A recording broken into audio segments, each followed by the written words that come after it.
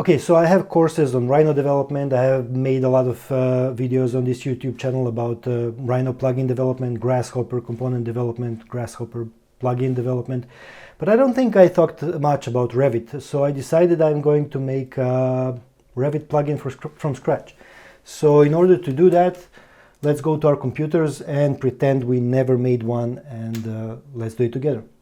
So here's the deal. I thought I'll make this video a little bit differently in the sense that I didn't prepare anything. I did not even write down a couple of notes about how to do this. And although this video might be a couple of minutes longer than usual, I think it will be valuable for you to see my thought process. If I stumble or if I stutter, you will see how do I solve something, and I think, yeah, it will be a better approach.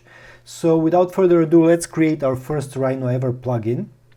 So if you Google, let's try to Google right away, REVIT plugins development or something like that, and we will get some links like this. And this is exactly what I need. So I will post this link in the description if this is not what you got. But let's follow this. As the first link here, you will have some kind of an overview about plugins, about Revit plugins, and I'm not going to go through that right now. We will try to move fast and try to create a Rhino plugin from scratch. And if we press here on the lesson 1, on the basic plugin, it says that we will create something of this, something like you see here. The only difference is that in Revit you can actually create a plugin and a command. Most of these Hello World examples create only a simple command, which means inside Revit, when you go on these add-ins and then these external tools, your command will show here. But I'm not interested in that. I want to create an actual plugin like that adds our own ribbon here. And I want to jump immediately to that cooler version and see how to do that from scratch. So the thing that you definitely need is a Visual Studio. I have Visual Studio installed already, Visual Studio 2022 here. You have this developer guide that you can download, but you don't really need it. So we're going to skip over that for now. We're going to keep it minimalistic. Let's see, Visual Studio 2022 community. If you Google that and find it, you will see you will be able to download this Visual Studio community version, which is of course a free version. You don't have to pay anything. You can use it and create your Revit plugins. What you will need is a Revit, but that makes sense, right?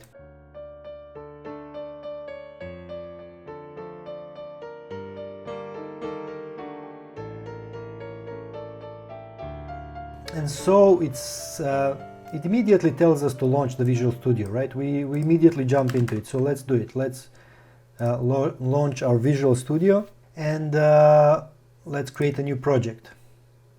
So in the last video I created a Grasshopper component, so let's now create a Revit plugin, and Revit doesn't have any extensions or anything like that here. So it tells us here to launch the Visual Studio environment, and it tells us to create a new class library project. You can see here, if I go back to my Visual Studio, out of all the types of projects here, I can find this class library. I have it here because I recently used it. It's in my research templates, but if you don't, of course, you will have to find this here. And you simply create a project. It will ask you where to save it. On my desktop, I had a GH folder. I will create a new one. Let's call it Revit. And I'll just select it here. And then, as I say, I will use some basic name like my Revit plugin. And we will create one. So this is a class library template. It basically has nothing really inside. We will need to, it has one simple empty class. It created a namespace for all of our code. I say this in the Grasshopper video, I'll say it here as well. I'm not going to describe the basic C# terms and the basic C# programming tips. For that I have free online courses at proarchitect.teachable.com for C# and C++ if you're interested, and you will find the link in the description. You can go there, look at the video, and all these basic concepts like namespaces, classes, functions, references, and so on are explained there. So we have nothing here, right? And the tutorial tells us to save the project, and the first step is to add references, right?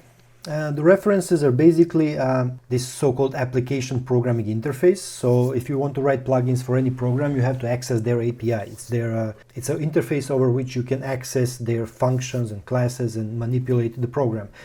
And Revit has its DLL inside of as you see, usually inside of program files Autodesk Revit, where your Revit is installed, where the revit.exe is, the application itself.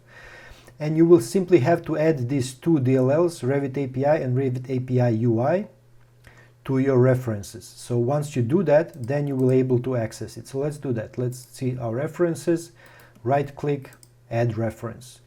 And I will browse to see program files, Autodesk Revit 2023, and then if I scroll down, I will find the Revit API UI DLL. That was the second one, and this is the first one, API. And I will simply add them, check them here, and say OK. Now they're added to my project. Let me now move this to the left, to move this, and then see what should we do next. Okay, we have the references, set to reference file, and now it wants us to simply add some code, right? It gives us here some example code that we can just simply copy paste and it will work. But I told you this is for making that external command. So we're going to jump ahead and actually make a plugin. So this is how it looks when the code is copy pasted from their example. Our class is being derived from an external command. That's how you create a new external command. You add some attributes here, and then there's a couple of other things here, right? So we're going to skip this. We're going to have a command, you will see, but the command will be a part of our own plugin. Afterwards, we can continue to follow this example. We will have to create this manifest. It's a simple text file, although it will look slightly differently than this. And then when we open Revit, we will find not only an external command, but a whole plugin. This goes without saying. If you follow this, you can create your own external command. It's going to be slightly easier than what we're doing here. But by doing the more complicated thing, I think you will understand the easier one as well. So the first thing we need to do is we need to derive our class from one of their classes, right? And we need to derive it from external application, not command, but external application. That's a plugin. But what problem are we facing here? It doesn't recognize it here, right? Why doesn't it recognize it? Because we have our references here, REVIT API, REVIT API, but we're not using them yet. We have to include them in our class. So we're going to include Autodesk Revit database, DB. We're going to use Autodesk Revit user interface namespace. These are the namespaces from their API that have a lot of classes and functions inside. Now, this is not white anymore. It's kind of yellowish, but it's underlined with this wiggly red line. Why? Well, the problem is that this is an interface. It's kind of a template. And when you have this, when you derive from these things, that means you have to have some functions or something inside that override functions from the interface. That's a little bit of advanced theme, but the good news is that you can right-click here, go to Quick Actions, and you can actually implement this interface. That means it will add these functions that you really have to have. At the beginning, these functions don't do anything. They throw an exception, which means they will throw an error inside your plugin, so you have to change this. But you can see that the two functions are on startup and on shutdown. And the description tells you what they do. They implement this method when the Autodesk Revit shuts down, and this when the Revit starts. So you want to prepare your plugin, and you want to delete everything you don't need later on. For now, we won't deal with the shutdown. We will just return something, and because the return is this result enumeration, we will return result succeeded, right? And that's it. Let's even copy paste this down so it doesn't bother us visually. Now on startup, what do we want to do? Well, now you're gonna have to take my word for granted and follow me a little bit, because why do I know this? Because I read a couple of these things. I went to lesson 8, I watched some videos and so on, so I'm not gonna go through all of that now, but the same way I did it, you can do it as well, except now I'm gonna help you get to it faster. In order to have your own application, you actually have to add your own ribbon panel. It's those ribbons with icons down in Revit. So we will add our ribbon panel, and this is how we do it. We call the application, which is passed on to us here. It's the application of Revit, and that application has the function called create ribbon panel, and we simply give it a name. Right, we say my first, or just my ribbon panel. Okay, now let's comment this a little bit. Now we want to create a button to trigger some command, and we want to add it to the ribbon panel. Right, so let's create a string that will hold the path of this very assembly. So this is what we're creating, this plugin. So we'll need assembly class, and we will need the get executing assembly, and it will return us its location. We need to do it like this because we don't know where we're going to save this later. And then we're going to have some data for the push for our button, called push button data. Let's call it button data and create a new one. And then we will have the name of the button. Let's say, let's call it command my test.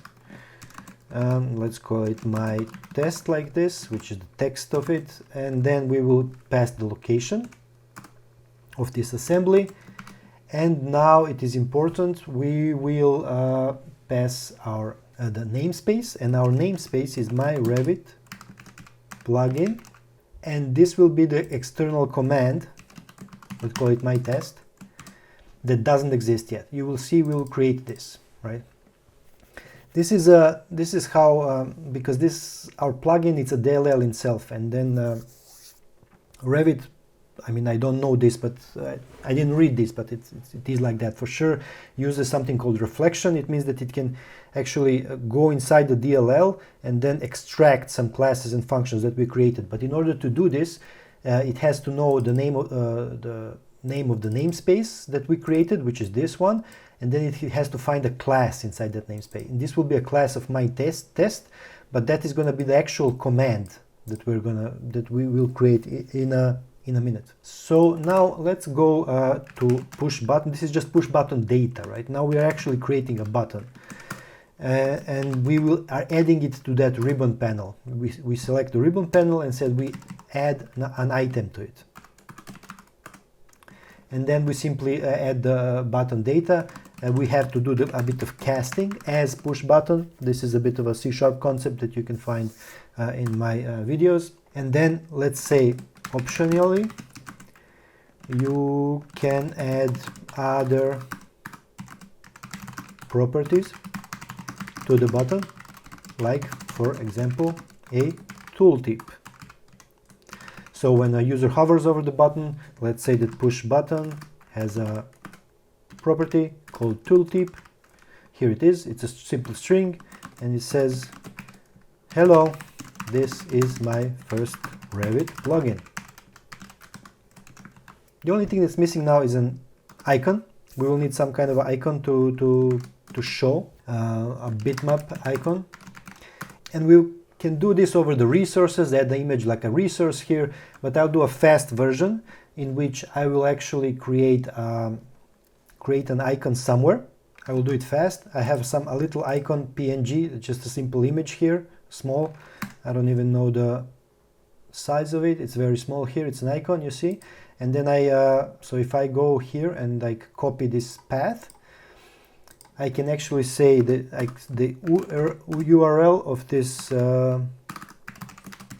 image. Let's create a new one. Let's create a literal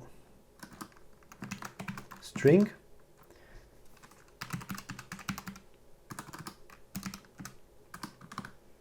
This @ symbol means here that the code will take everything that's inside the quotes literally, because when you use slashes inside the quotes, it's usually used for some kind of hacks and tricks that I don't want to talk about here. So if I use this, it means just read literally what's inside here.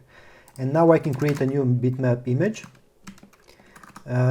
But in order to do this, I think I'll need a new namespace, which is the Windows, System Windows namespace. It's nothing connected to the Revit.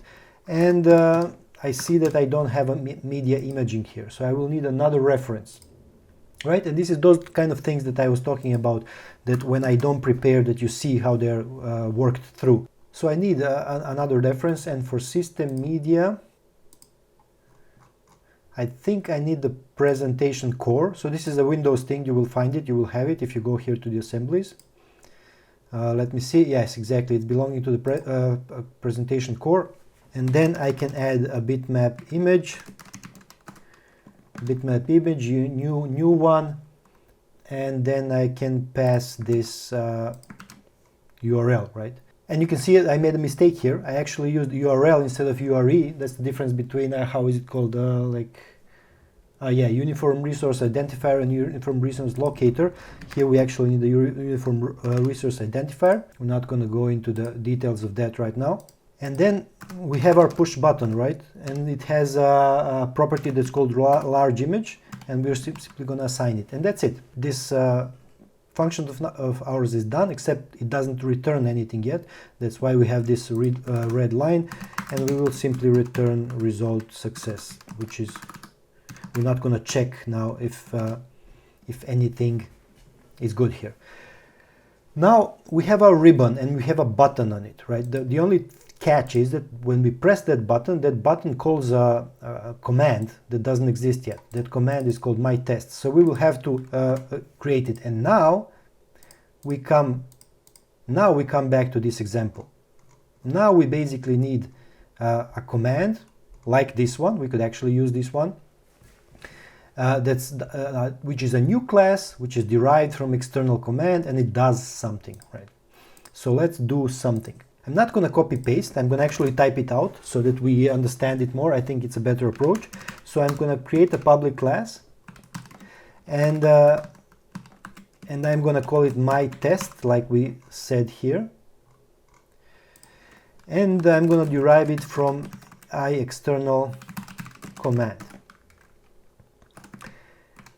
What I am going to copy paste is this attribute. We're not going to copy paste this regeneration. We're just going to go with the transaction for now. That says the transaction is manual.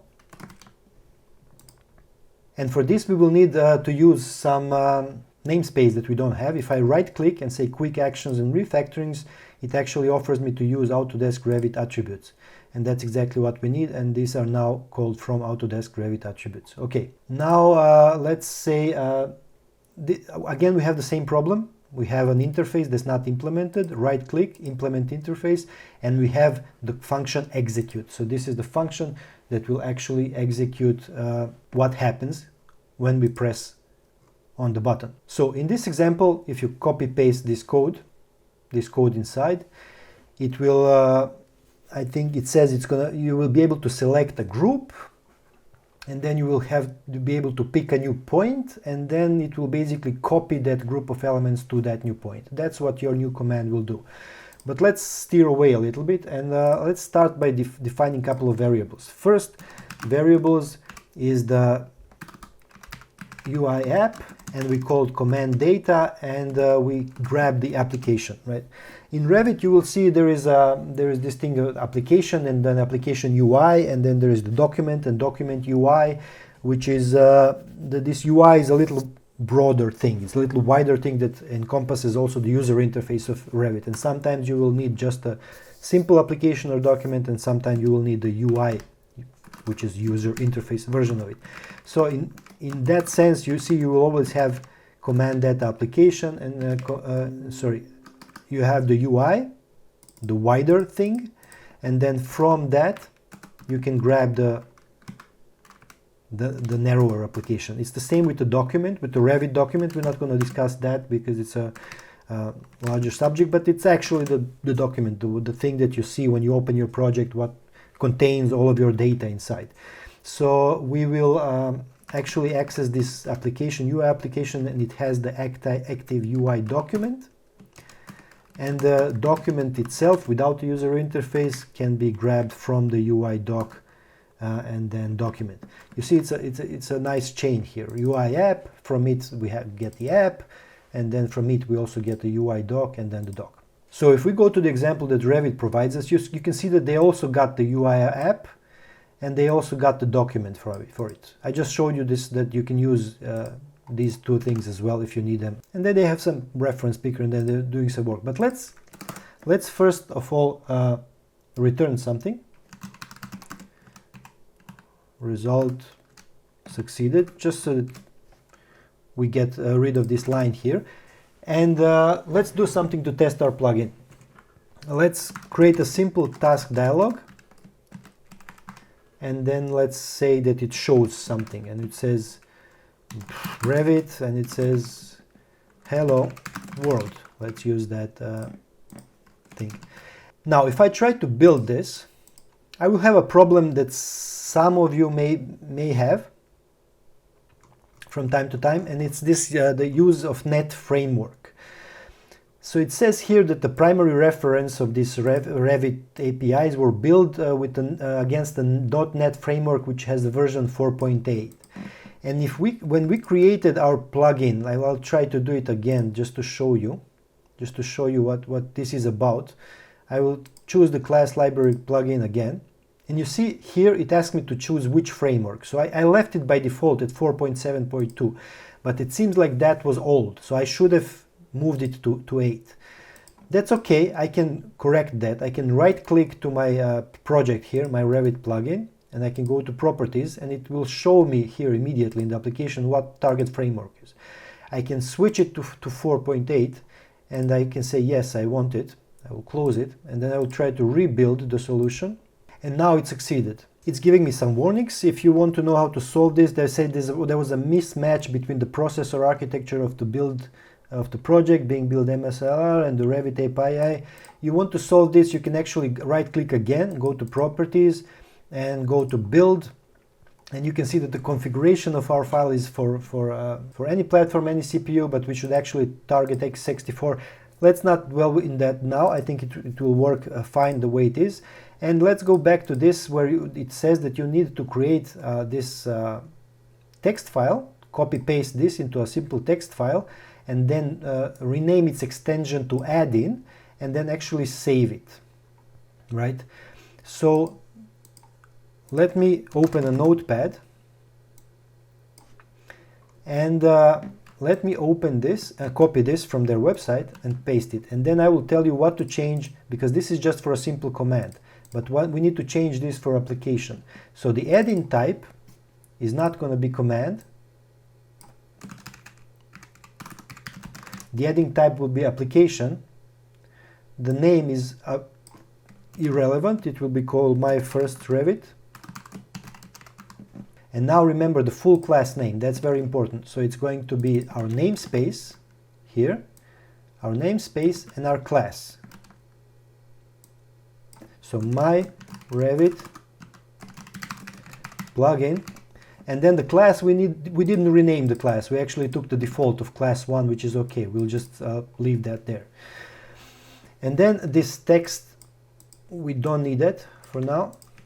The description, let's remove the description as well. You can put some description, but it doesn't matter. I want to keep it minimalistic here. Let's even remove the visibility mode. And the assembly, it's very important. So where this assembly is. So on my computer, here on the desktop, I have this folder that's REVIT, and then I have to enter it, our project folder, and then again find this bin, and inside the bin there is debug, and inside of debug there is this my REVIT plugin, right? That's how we called our project. And so I will copy this folder path and paste it here, and of course I need to add the name of the DLL, my REVIT plugin.dll, no misspells. And then there is this add-in ID. We can generate a new ID, right? I showed you last time in tools in Visual Studio you can create a unique identifier. Here we can take this number 5, we can copy it, and then we can go back here somewhere down here and paste it and just take this number, like it's a general unique identifier, and we can simply paste this here. So now we have a unique ID. And then for the vendor ID, this is whatever you want, right? This is some vendor ID, and it says vendor description, your company information. Now this is a text file, but where to save it? So there are two locations for saving this. One is, I opened it here. You have to go to your to users, and then your username, and then app data. So this is a bit convoluted because app data is usually hidden. You have to check out if it's hidden or not. And then inside the app data you have roaming, Autodesk, REVIT, and then add-ins and so on. This is described here as well. They tell you where to find this. This is one location, and the second location that should be easier is actually the one that you see here in their example.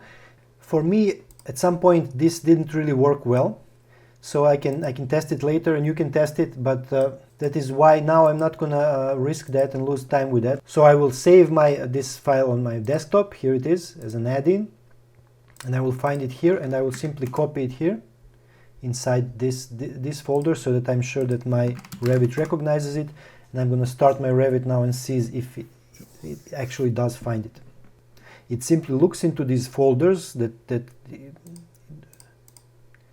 it simply knows in which folders to look, and this is one of them, and then it looks through all these add-in files, and then basically if it finds one like it did here, you see it says the publisher of this add-in could not be verified. It recognized there is a new one. Here it is, exactly our my REVIT plugin DLL, and I can say always load that. It's okay, it's made by me. Then I will open this sample architecture project. Doesn't matter what you open. Then I will go to add-ins, and here is my test. You can see the same icon because I tested something differently, the gas platform. I tested it here, but this is our test. This is my ribbon panel. Let's move this to the left and let's see what's happening here. Let me zoom out a bit. You see, this is a ribbon panel, my ribbon panel. That is why it is my ribbon panel here. My test is this here. When I created the push button data, I gave it a name of my test. That's why it says here my test. The icon, I gave it the route from where to pull the icon image, and that's why it pulled it here. If I hover over it, let me see if it gives me, see, it says, hello, this is my first REVIT plugin. That's exactly this tooltip that we created here. Now, the only thing that we don't know yet, if it actually does something, right? So if I press on it, it says, look at this, we have an error. Let's see if we can solve it. Failed to initialize the add-in my test because the class my REVIT my test cannot be found in the add-in assembly. And so we have to find out why that is the case. And you will see the mistake I made here. It's not easy to see, but here is our class, our plugin class. What I did by accident is I actually defined our external command class within that class. That's a big no-no, right? We don't need that. We have to cut it, and you see this class ends here, and our external command actually has to be a class on its own. Now if I rebuild this, and if I restart my REVIT, I will allow it to load because it noticed some changes, so it has to ask again. Even though I pressed always load last time, probably detected that I changed something in the DLL. Now if I press on my test, you see we have this task dialog. It says hello world, exactly what we told it to do. Now my plan was to go a little bit deeper here, showed you some transactions. Transactions are used to actually change stuff in the model, like automatically generate walls or windows or even views, right? We can easily like automate the generation of views, elevations, sections, whatever. You know from my preachings and from my videos that you can automate anything. Anything that you do in Revit with the mouse, when you click or change something or type something with your keyboard, anything can be automated from within the code. But since this video got much longer than I expected, then let's leave it at this. You created your first REVIT plugin, and I would advise you to test if it works by copying your add-in into this folder as well. As I said, inside of this folder there are some other folders. You can wrap your add-in within a folder if you want, even if even there where I saved it. You see, you can put it inside the folder. You can put the stuff you need inside the folder and so, but let's leave that for another time, and I'll leave something for you to experiment with. All I know is that following this with users and then app data and roaming, it works. For me, it should work for you for sure. The only catch is that this app data is hidden, so you have to go to your Windows Explorer settings and change that to see the hidden folders as well. So that's it for now. Let's tell me if you managed, what problems do you have, and let's solve them together. And of course, as always, stay free.